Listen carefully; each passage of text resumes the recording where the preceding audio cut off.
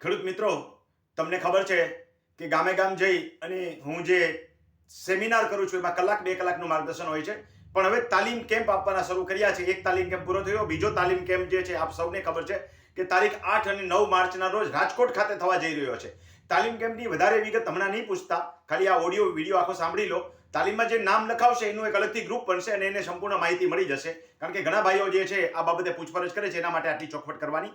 હવે કેટલીક ઇન્ક્વાયરી આવી છે કે એક ઘરની 2 વ્યક્તિ આવવા માંગે છે. આમાંની એક વ્યક્તિને આ રીતે મેં સ્પેશિયલ ઓફર આપી છે, તો સાર્વજનિક જનતા માટે આ જાણ કરી દઈએ. હવે માત્ર 18 નામ નોંધવાના બાકી છે. તો જે વ્યક્તિઓ એક ઘરની 2 વ્યક્તિ આવવા માંગે છે, જેમ કે પતિ પત્ની આવવા માંગે છે, 2 સગા ભાઈઓ આવવા માંગે છે, બાપ દીકરો આવવા માંગે છે, કે ઘણીવાર એવું બને કે બાપુજીને જાણકારી જોઈતી હોય પણ એ અભણ હોય અને છોકરો નાનો હોય ભણેલો હોય, તમને સાથે લાવવા માંગે, આવું કંઈ પણ હોય, બાપ દીકરો આવવા માંગે છે, 2 બહેનો આવવા માંગે છે, ટૂંકમાં એક ઘરની 2 વ્યક્તિ આવવા માંગતા હોય તેને સ્પેશિયલ ડિસ્કાઉન્ટ રહેશે.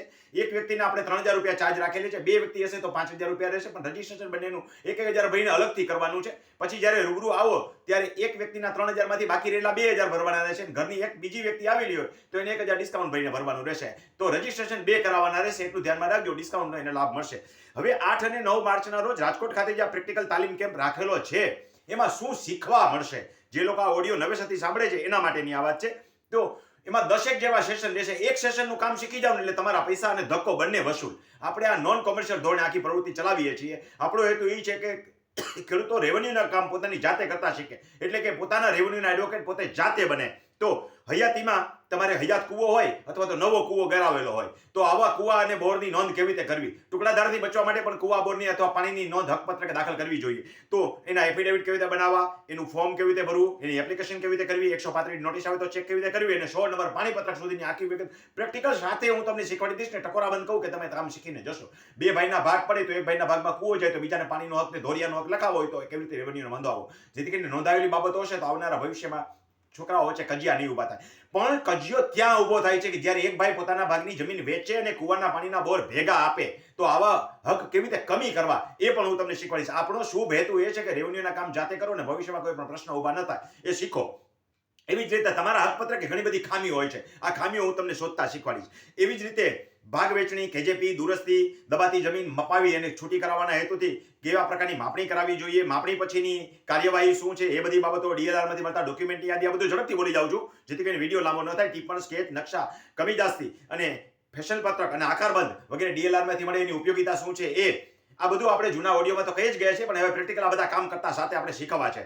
તો 7 નંબરમાં ઘટતી નોંધ હોય તો કેવી રીતે શોધવી, વધારાની નોંધ હોય તો કેવી રીતે રદ કરવી, અને કેવી રીતે ખેતરના નામ કે અન્ય હકોમાં ફેરફારો હોય તો 7 નંબરમાં કેવી રીતે સુધારા અરજીઓ કરવી, આ બધું હું તમને જાતે કામ કરો એ તે શીખવાડીશ. આમાંનું એક કામ કરતા શીખી જાવ એટલે 100% કહું કે તમારો ધક્કો વસૂલ. બાકીના 9 સેશન તમને બોનસમાં રહેશે. ગયા વખતે જે આવેલા છે એ બધી બાબતો રિપીટ કરશું અને નવી ઘણી બધી બાબતો આપણે આમાં શીખવાડીશું.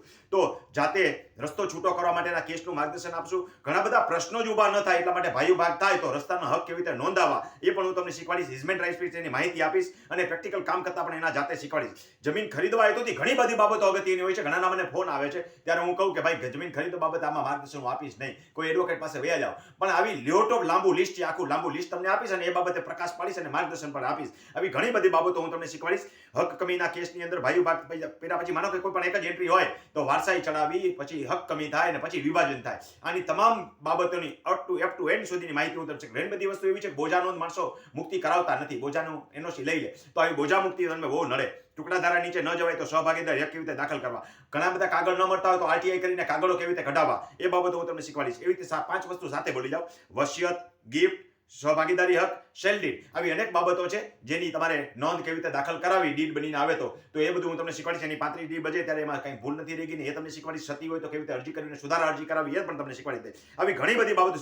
સૌથી અગત્યની વસ્તુ છે દારપણાનો દાખલો. ઘણાએ સાંભળ્યો પણ નહીં હોય અને હવે છોકરાઓને ઘણી બધી આ મુશ્કેલી પડે છે. કોઈના છોકરા ભણતા હોય તો એને મેડિકલના બોન્ડ કરાવવા પડે. હવે 40 લાખના મેડિકલ બોન્ડ હોય, ક્યાં કઢાવવા જાય? કારણ કે એની માર્કેટ વેલ્યુ કેવડી થાય. તો આ બાબતે તમારી ખેતીની જમીનની અંદરથી બોન્ડ કેવી રીતે નીકળે એ હું પ્રેક્ટિકલ 4 પાનાનું અને 6 પાનાનું, 2 પાનાનું બીજું એ 6 પાનાનું ફોર્મ ભરતા તમને સાથે શીખવાડી દઈશ. ઇંગ્લિશમાં આવે છે, બધાને મુશ્કેલી પડે છે, પણ ખાલી ખાના જ ભરવાના છે અને એક કોપી પણ તમને આપી દઈશ એટલે તમને કામ કરતા થઈ જાવ તમે. તો આ બધી બાબતો તમને સાથે શીખવાડીશ. એનું અલગથી એક પેપર બીજું આવે છે, એમાં બીજા 4 પાના હોય છે એટલે કુલ જોવો તો 8 થી 10 પાના થાય. એફિડેવિટ થઈને 10 પાના થાય. તો આ બહુ લાંબો વિષય છે. એવી રીતે સોલ્વન્સી સર્ટિફિકેટ કઢાવવું એ પણ સાથે જોડા શીખવાડી દઈશ કારણ કે સમાન વસ્તુ છે. એવી રીતે કોઈનું તમારે જામીનગીરી આપવી હોય તો માટે સૌથી અગત્યની વસ્તુ હોય છે આ ટાઈપના ફોર્મ ભરવા. એ પણ જાતે શીખવાડી દે. આમાં 10,000 રૂપિયા માણસો ખર્ચી નાખે છે. તો આવા અનેક કામ છે જે હું તમને જાતે કરતા શીખવાડી દે. તો આવો ખેડૂત મિત્રો, હવે માત્ર 18 નામ નોંધાવવાના બાકી છે. નામ નોંધણી માટે થઈ અને મારો મોબાઈલ નંબર જે છે 98 98 10 44 94 છે. યાદ રાખજો, કોઈએ ફોન કરવાનો નથી, નહીતર નંબર બ્લોક થઈ જશે.